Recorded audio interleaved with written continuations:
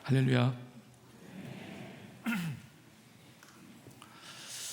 예수 그리스도의 십자가는 하나님께서 우리에게 가장 보여주기를 원하시는 것입니다.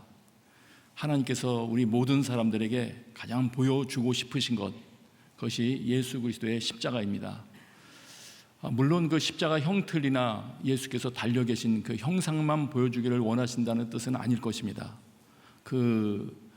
예수께서 십자가 달리신 모든 사건과 그것이 우리에게 주는 그 의미를 깨닫게 하시기 위함이시겠죠.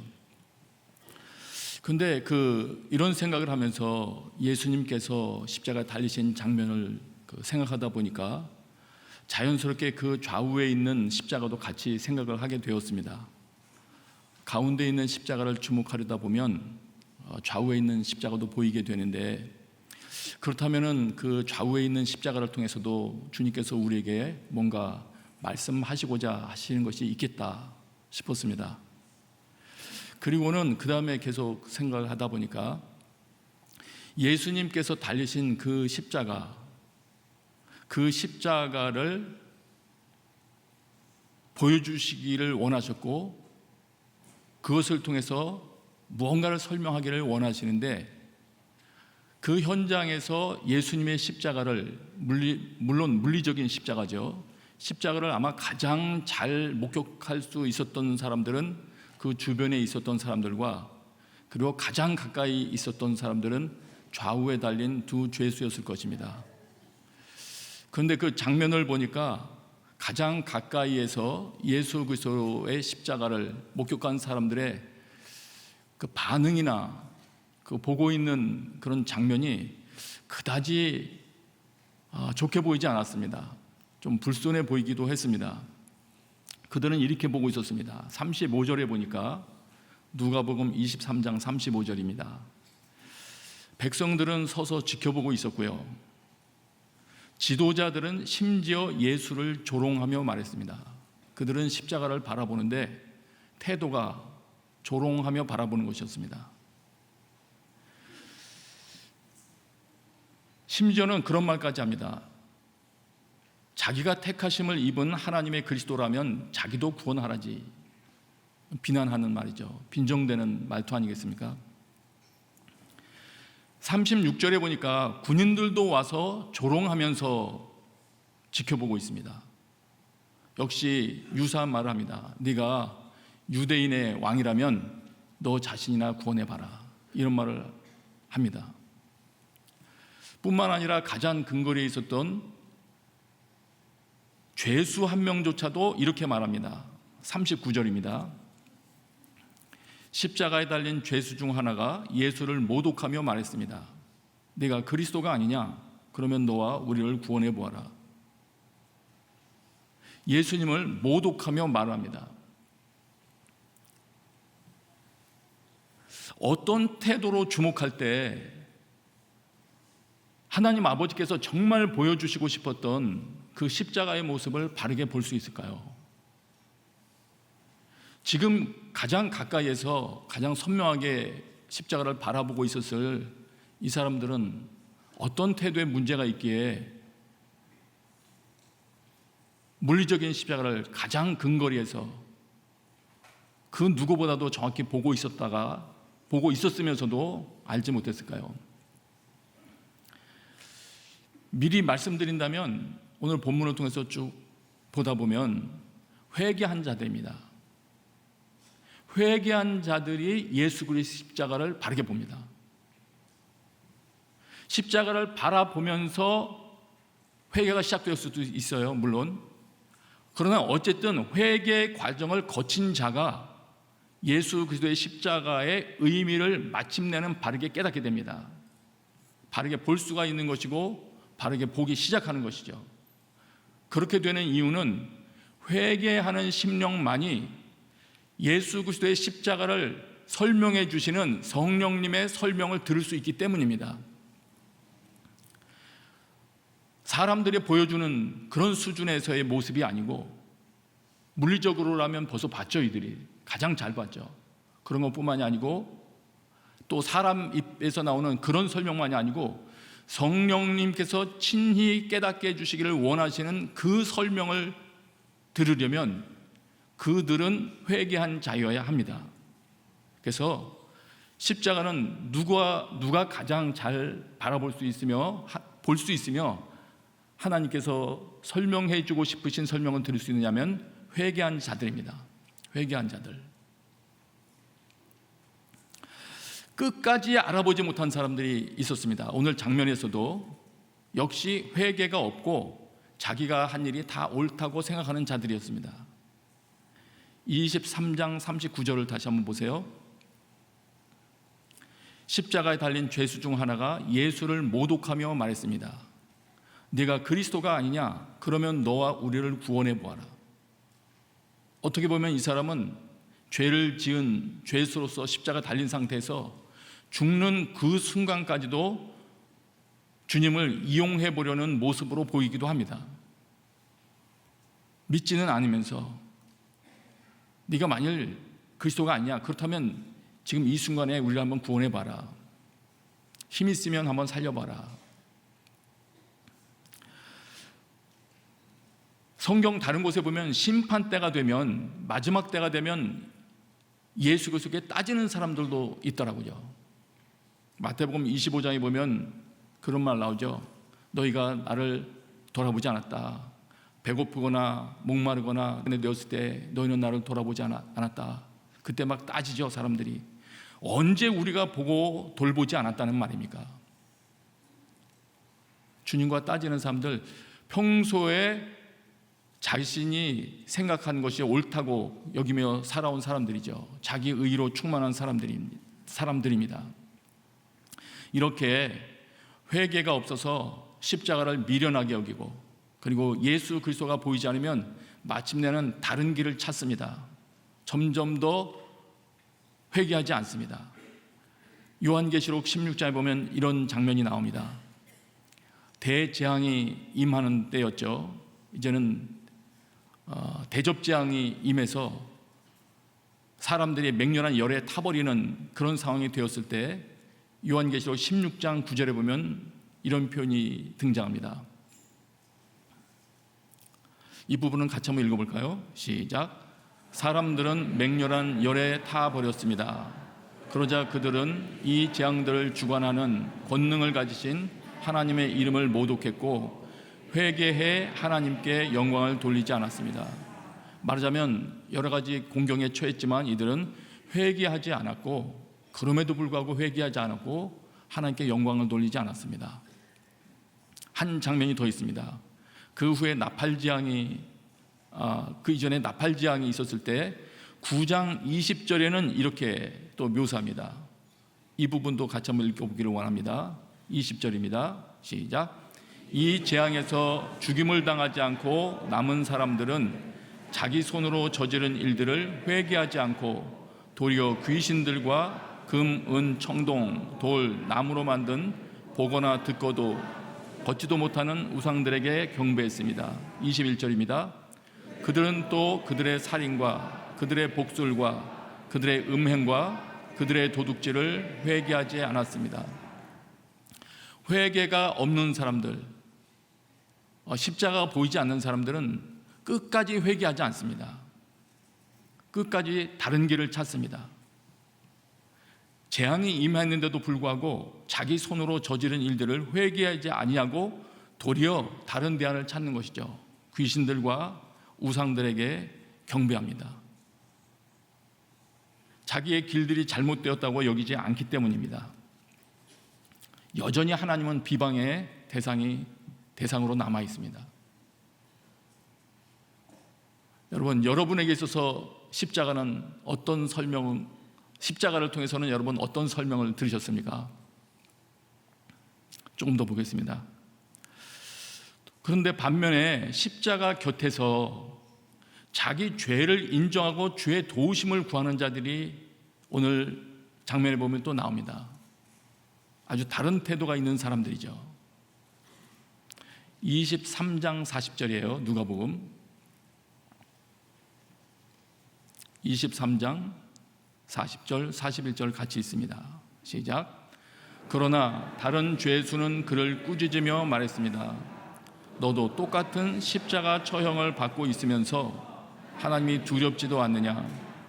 우리는 우리가 저지른 짓이 있으니 마땅히 받을 벌을 받는 것이지만 이분은 잘못한 일이 아무것도 없다. 한 죄수는 이렇게 말합니다. 나는 죄인 맞습니다. 나는 벌 받는 것이 마땅합니다. 내가 벌 받는 것은 공정합니다. 이렇게 말을 합니다. 이런 고백을 했던 자가 또 구약에도 보니까 있더라고요. 예레미야 애가에 보니까 어려움을 당하는 날에 이렇게 고백을 하더군요. 예레미야 애가 1장 18절이에요. 1장 18절 우리 같이 읽겠습니다. 시작. 여호와께서는 의로우시나 내가 그분의 명령을 거역했다. 됐어요. 1장 20절 보세요. 예레미야가 1장 20절 같이 읽습니다. 시작. 여호와여 보십시오. 내가 고통 가운데 있고 내 내장이 끓어오릅니다. 내 마음이 내 속에서 뒤집히는 것은 내가 크게 반역을 했기 때문입니다. 회개한 자들, 하나님을 바르게 아는 자들은 이런 반응을 보이더라고요.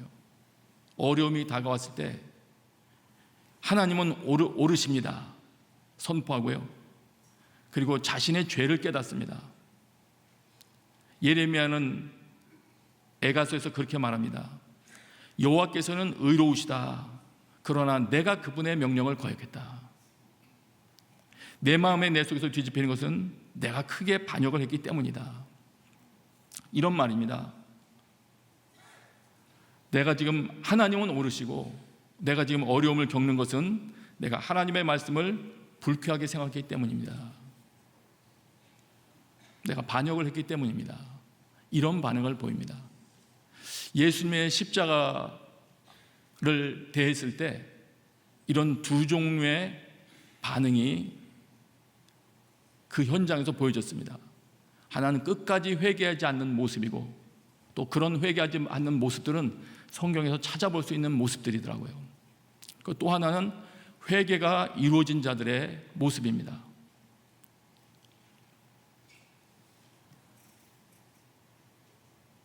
십자가의 죄수를 포함한 지금 이들의 말 속에서 이들이 회개했다는 증거를 찾을 수가 있는 것은 그들의 말 표현 중에서 알 수 있습니다. 다시 한번 누가복음 23장을 보세요.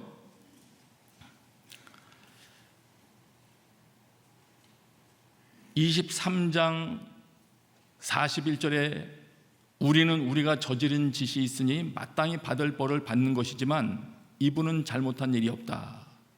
이렇게 표현한 이후에 마지막에 주님께서 이렇게 평가하시죠. 다시 말 설명드릴게요. 그렇게 말한 후에 예수 그리스도께 이렇게 고백을 합니다. 이 죄수가 42절입니다. 42절 같이 읽습니다. 시작. 그리고 말했습니다.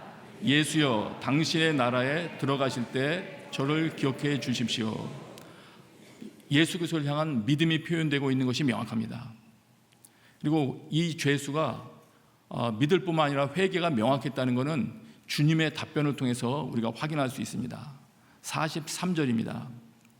같이 읽습니다. 시작. 예수께서 그에게 대답하셨습니다. 내가 진실로 내게 말한다. 오늘 내가 나와 함께 낙원에 있을 것이다.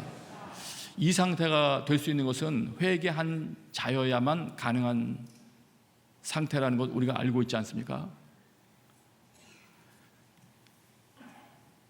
이 죄수는 새로운 삶을 십자가에서 내려와서 살아갈 수 있는 기회는 없었지만 그가 이전에 예수 그리스도께 대한 소식을 듣고 알았든지 아니면 현장에서 회개했든지 분명히 주님께서 보시기에 만족할 만한 수준의 회개를 했다는 것만은 분명합니다.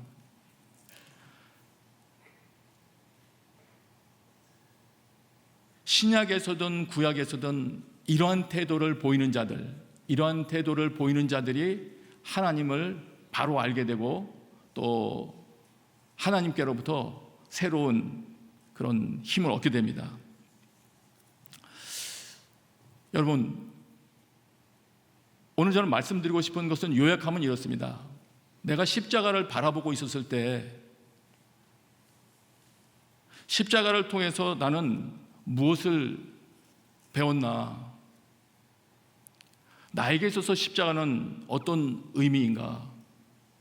내가 십자가 앞에서 고백하는 혹은 내가 십자가를 설명할 때 내가 말하는 그 십자가에 대한 것은 이론을 암송하는 것인가? 내가 배웠던 지식을 말하는 것인가? 아니면 이 한편에 있었던 이런 죄수와 같은, 믿고 회개한 죄수와 같은 신앙 고백인가? 믿음의 고백인가? 우리에게 중요한 것입니다. 내가 공경을 당할 때 하나님을 향하여 무언가 말하기 시작할 때 나는 무엇을 말하고 있는 것인가? 내 문제를 해결해 주지 아니하는 하나님께 대한 불평인가? 아니면 하나님을 내가 잘 이해하고 알기 때문에 하나님이 하시는 일은 옳다는 것을 전제하면서 하나님의 의로우심을 고백하면서 자신을 다시 돌아보는 그런 모습인가? 여러분이 예수 그리스도께 대해서 또는 십자가에 대해서 그 앞에서 하시는 말씀은 여러분의 신앙 고백입니까? 아니면 배운 지식의 나열입니까? 저는 이번 고난 주간을 통해서 예수 그리스도의 십자가에 대한 의미가 여러분 마음 가운데 믿음으로 새겨지고 신앙 고백으로 여러분 입술 가운데 표현되게 되시길 원합니다. 이번 고난 주간에 특별히 기쁜 그런 것은 그런 것이었습니다.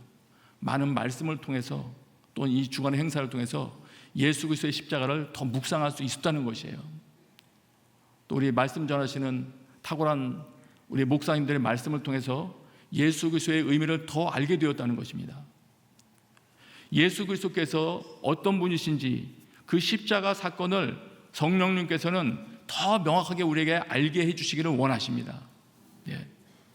오늘 우리를 이곳에 모이게 해주신 이유도 있을 것이에요. 그리고 이곳뿐만 아니라 각 삶의 현장으로 성령께서 인도해 주시고 불러주신 이유가 있으실 거예요. 많은 이유가 있을 것이지만 그 이유 중에 하나는 그 현장의 위치, 그 각도에서 바라보는 예수 그리스도의 십자가의 의미를 깨닫게 하시기 위함일 것이라고 저는 생각이 됩니다.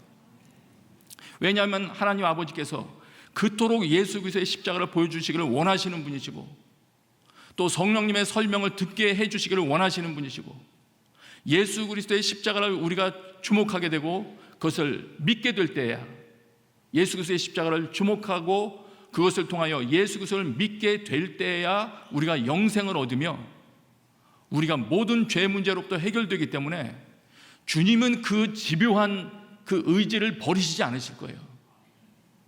아직까지 십자가의 의미를 발견하지 못한 자들에게는 그가 십자가의 의미를 알 수 있도록 계속 십자가를 주목할 수 있는 다양한 각도의 그를 위치시킬 것입니다. 때로는 친구의 손에 이끌려서 십자가를 볼 수 있는 위치로 이끌어 오게도 하실 것이고, 아니면 가정 가운데 어려운 고통을 통해서도 그를 십자가 앞으로 주님 인도하실 것입니다. 문제는 그렇게 나를 이끄실 때, 주님께서 나를 이끌고 계시다는 그것을 알게 되었을 때 즉각 주님 앞에 회개하고 나아가는 것입니다. 성령님의 도우심을 구하며 나아가는 것입니다. 하나님, 내 눈을 열어주셔서 제가 예수 그리스도를 바로 주목하게 하시고 제가 어떤 존재인지 어떤 죄인인지 깨닫게 해주십시오. 그럴 때 하나님께서 주시기를 원하셨던 그 영생의 길로 그가 접어들게 될 것입니다. 그리고 그를 붙들고 있었던 다양한 죄로부터 하나님께서 그를 자유케 하실 것이에요. 그 의지가 있는 분이시기 때문이에요. 하나님께서. 다시 말씀드립니다마는 성령님께서는 우리가 여태까지 읽었던 책에 더해서 우리가 들어왔던 설교에 덧붙여서 성령님께서 우리 각 개인에게 맞는 설명을 직접 해 주실 수 있는 분이십니다. 저는 그분의 설명을 듣기를 원합니다. 저는 예수 그리스도의 십자가에 대해서 더 많은 것들을 깨닫기를 원합니다. 그 부활에 대해서도 깨닫기를 원합니다. 그래서 사도 바울께서도 그렇게 고백하지 않았습니까? 빌립보서 3장 10절이에요. 그분이 고백했습니다. 나는 그리스도와 그분의 부활의 능력을 알고 그분의 죽으심을 본받아 그분의 고난에 동참하는 것이 무엇인지 알기 위해 어떻게 해서든지 죽은 사람들 가운데서 살아나는 부활에 이르고자 합니다. 사도 바울께서는 분명히 예수 그리스도를 목격한 사람이고 환상 중에 목격한 분이시고 십자가에 대한 놀라운 것들을 통찰하신 분이세요. 그럼에 틀림이 없어요. 그럼에도 불구하고 사도 바울께서는 더 알기를 원한다고 말씀하고 있습니다. 나는 그리스도와 그분의 부활의 능력을 알기를 원한다. 그분의 죽으심을 본받아 그분의 고난에 동참하는 것이 무엇인지 알기를 원한다. 여러분, 사도 바울과 같이 예수 그리스도의 십자가가 무엇인지, 부활의 능력에 동참한다는 것이 무엇인지를 사모하는 마음으로 불타오르시게 되기를 바랍니다. 그런 자는 성령님께 구할 거예요. 하나님, 오늘 추가로 더 설명을 해 주십시오. 내가 이 땅에서 살면서 부활의 능력을 경험한다는 것은 무엇입니까? 우리 가정의 모습이 처참합니다. 이 가정 가운데 예수 그리스도의 부활의 능력을 경험한다는 것이 의미하는 바가 무엇입니까? 여러분, 하나님께서 우리에게 부활의 능력을 경험할 수 있도록 해 주실 것입니다. 하나님은 능력이 있으신 분이십니다. 또한 십자가에 못 박히신 그리스도가 하나님의 능력이요 지혜라는 것이 우리의 믿음이 되어야 됩니다. 예수 그리스도의 십자가를 경험한 사도 바울은 계속 그래서 그렇게 말하고 전파하지 않습니까? 고린도전서 1장입니다. 우리는 십자가에 못 박힌 그리스도를 전파합니다. 이것이 유대 사람에게는 마음에 걸리는 일이며 이방 사람에게는 어리석은 것이지만 부르심을 받은 사람에게는 유대 사람이든 그리스 사람이든 그리스도는 하나님의 능력이며 하나님의 지혜입니다. 여러분, 십자가를 말할 때 조금도 부끄러움이 없으십니까? 여러분이 누군가에게 그를 돕기 위해서 말할 때 예수 그리스도의 십자가 이야기를 꺼내기에 부끄러움이 조금도 없으십니까? 망설여짐이 없으십니까? 그렇게 되시길 바랍니다. 네. 저는 부끄럽지만 많이 그런 생각을 많이 했습니다. 이 장면에서 예수 그리스도의 십자가 이야기를 꺼낸다는 것이 좀 이상한 거 아닌가? 그러나 시간이 흘러가면서 점점 저도 전도할 때 태도가 바뀌기 시작했습니다. 처음에는 어떻게 하면 이 사람이 듣기 좋은 상태에서 그래도 영접하게 할 수 있을까? 하나님은 당신을 사랑하시고 이런 표현으로 시작했다가 나중에는 태도를 바꿨습니다. 하나님은 당신이 예수 그리스도의 증인이 되기를 원하신다. 증인으로서의 삶을 살 것인가 말 것인가 공격적으로 요구하기도 하고요. 근데 놀라운 것은 공격적으로 요청할 때 눈에서 빛이 반짝반짝 나면서 응답하는 사람들도 있더라고요. 예. 같이 마주보면서 예수 그리스도가 이런 분이시다. 우리가 그럭저럭 살기를 원치 아니하신다. 당신이 예수 그리스도의 증인 되기를 원하신다. 그래서 예수 그리스도에 대한 세상의 오해를 푸는 자가 되기를 원하신다. 그럴 때 눈이 반짝반짝하면서 받아들이는 사람이 있더라고요. 여러분, 십자가에 못 박힌 그리스도를 우리가 자신감을 가지고 증거하려면 우리 가운데 예수 그리스도의 십자가에 대한 확신이 생겨야 됩니다. 그 확신을 가지려면 성령님께서 설명해 주시는 설명이 내 마음속에 임해야 돼요. 그렇게 되기를 바랍니다. 이 고난주간 가운데 그것이 우리에게 임하기를 바랍니다. 예수 그리스도께서는 믿음으로 구원받는 원리를 꼭 알려주기를 원하시는 분이십니다. 우리에게. 그렇기 때문에 다른 사람들이 말로 설명하시는 것으로만 그치지 아니하시고 성령을 보내시면서까지 우리에게 깨닫게 하기를 원하세요. 고린도전서 2장 12절입니다. 이 부분은 우리 같이 읽죠. 시작. 우리는 세상의 영을 받지 않고 하나님께로부터 온 영을 받았습니다. 이것은 하나님께서 우리에게 주신 은혜의 선물들을 깨달아 알게 하시려는 것입니다. 아멘. 하나님께서 성령을 보내주신 이유 중에 하나는 우리에게 주신 하나님의 은혜의 선물을 깨닫게 하시기 위함이라고 하십니다. 여러분, 성령께서 여러분을 진리 가운데로 인도하실 수 있다는 것을 믿으십니까? 그분을 신뢰하고 환영하십니까? 그분의 설명을 사모하시기 바랍니다.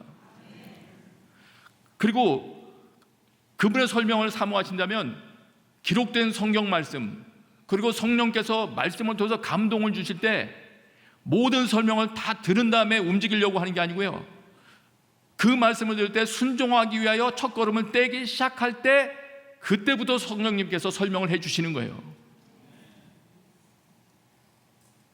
예수 그리스도의 십자가에 대해서 더 알기를 원하는 것도 모든 설명을 다 들어서 내가 알고 난 후에 그 다음에 내가 십자가를 전하겠다 이런 것이 아니고요, 주님께서 그렇게 하기를 원하시면, 그런 순종을 하기 원하시면 제가 그렇게 하겠습니다고 한 걸음을 내딛기 시작하실 때 여러분도 깜짝 놀랄 만큼 성령께서 여러분에게 설명해 주시기 시작하십니다. 여러분이 어떤 사람을 돕기 위하여 순종하는 마음으로 자동차 승차하여 운전하기 시작하면서 기도하기 시작할 때 성령님은 여러분에게 가르침을 쏟아 부어 주실 수 있는 분이세요. 정말이에요, 여러분. 성령님 그러신 분이세요. 어떻게 할 때요? 순종하고 첫걸음을 떼기 시작할 때. 그런데 이런 경우도 있다고 하십니다. 고린도전서 2장 14절이에요. 이것도 같이 한번 읽기를 원해요. 시작. 육에 속한 사람은 하나님의 영적인 일들을 받아들이지 않습니다. 그에게는 이런 것이 어리석고 이해할 수 없는 일들입니다. 이런 일들은 영적으로만 분별되기 때문입니다. 여러분, 십자가에 대해서 전혀 이해가 되지 않냐고, 믿어지지도 않고, 예수님의 구원 사건에 대해서는 지식적으로는 알겠는데 확신은 없고, 조금 전에 제가 말했던 것처럼 십자가의 사건이나 십자가 예수 그리스도의 사역을, 이런 일을 이루셨다는 것을 받아들이기도 꺼림칙하고 전하기도 마음에 부담되고 그렇다는 것은 이 말에 의하면 이럴 수도 있어요. 육에 속한 사람은 하나님의 영적인 일들을 받아들이지 못한다고 하시니까 혹시 내 상태가 그런 상태는 아닌지, 내가 전폭적으로 순종하는 그런 사람이 아니기 때문에, 내 영적인 상태가 그렇기 때문에 그런 것은 아닌지, 혹시 나는 안 믿고 있는 건 아닌지. 여러분, 오늘 이 자리에 참여 여러분들, 여기까지 나오신 분들은 이미 다 예수 그리스도를 구세주로 영접한 분들이라고 저는 그렇게 믿습니다. 그 자리에서 성령님의 설명을 통하여 한 단계 더 앞으로 나아가시게 되기를 축복합니다. 기도하기를 원하는 마음이 있어요. 그렇게 이번 주간도 여러분 기도하시면서 지냈으면 좋겠어요. 내일도 하루가 더 남았고 새벽에도 귀중한 말씀들이 있는데, 저는 그런 마음이, 그런 기도가 생각이 났어요. 하나님, 탁월한 설교자들이 예수 그리스도에 대해서 십자가를 설교했습니다.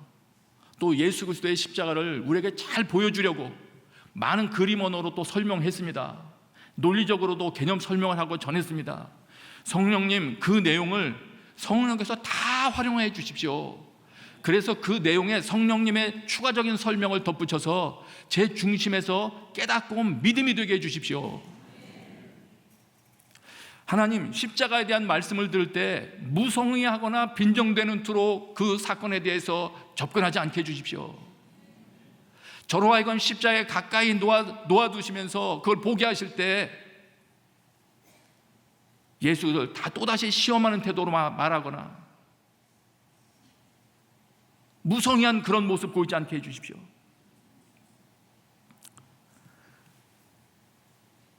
나는 옳다고 주장하면서 불평하는 자리에 있지 않게 해주십시오. 그리고 마지막으로 한 가지 더 말씀드리고 같이 한번 기도하고 오늘 말씀 마치려고 합니다. 그렇기 때문에 하나님께서는 예수 그리스도의 십자가를 어떻게 해서든 우리에게 더 보여주시기를 원하시고, 성령님을 통해서라도 우리 마음 가운데 각자에게 필요한 그 영역들을 설명하여 온전히 채워주시기를 원하시는 분이세요. 그런데 제가 처음에 설명했듯이 회개하지 않는 자는 그 설명을 들을 수가 없어요. 자기 의리가 가득 차 있기 때문이고 자기 시각으로 모든 것을 바라보기 때문이에요. 그래서 이 시간에 기도하기를 원하는 것은 하나님께서 오늘이라는 기회를 주실 때, 특별히 그 오늘이라는 기회는 내가 회개하고 예수 그리스도를 더 알기 위하여 가까이 나아갈 수 있는 그 기회입니다.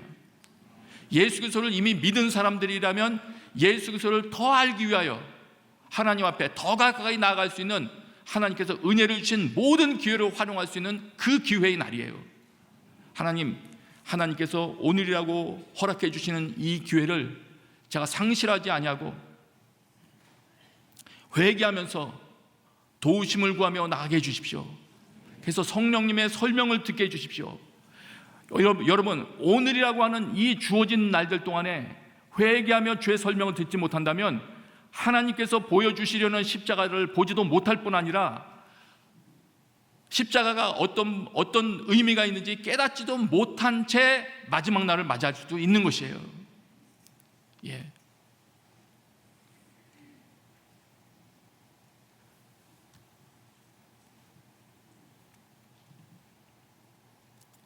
그런 은혜가 여러분들에게 있기를 바랍니다.